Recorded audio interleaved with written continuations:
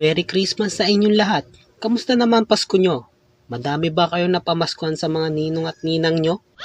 Oo, binigyan nila ako ng kotse, bahay, motor, helicopter, aeroplano, pero mga laruan at 1,000 pesos. Ngayon, isa-isahin natin ang mga iba't ibang klase ng mga ninong at ninang. Una sa listahan natin, ang mga galante magbigay ng pamasko. Wow! Ito na pala yung bahay ni Ninang Kat ngayon. Ang laki na. Matawag na si Ninang Kat. Ninang Kat? Tao po. Ninang Kat? Uy, inaanak. Ikaw pala yan. Ang laki mo na. Halika, pasok ka dito sa bahay. Ninang, ang laki na ng bahay niyo ah. Oo, pinagawa kasi ng mga anak ko to eh. O siya, teka lang ha, kunin ko lang yung regalo ko sa'yo. Sige po Ninang, sige po. O inaanak, ito na yung regalo ko sa'yo. Meron pa. Ito oh. Oh, 500 pesos. May regalo na, may 500 pesos pa.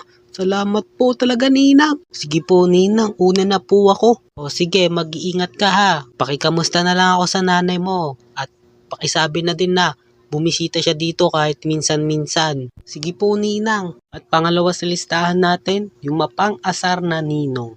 Yung tipong aasarin ka muna bago ka bigyan ng pamasko. Ninong, Ninong, namamasko po, Ninong.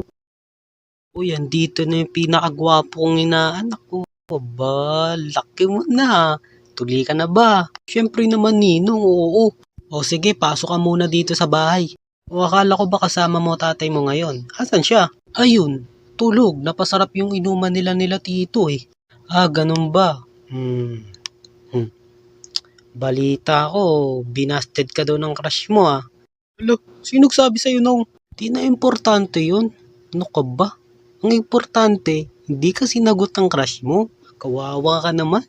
Ang asar pa talaga oh. Ninong, nasa na yung pamasko ko? Ah, yun ba? Teka lang ha. Kunin ko lang. Oh, eto na yung pamasko mo ha. Thank you po, Ninong. Salamat po ulit, Ninong. Una na po ako. Sige, ingat.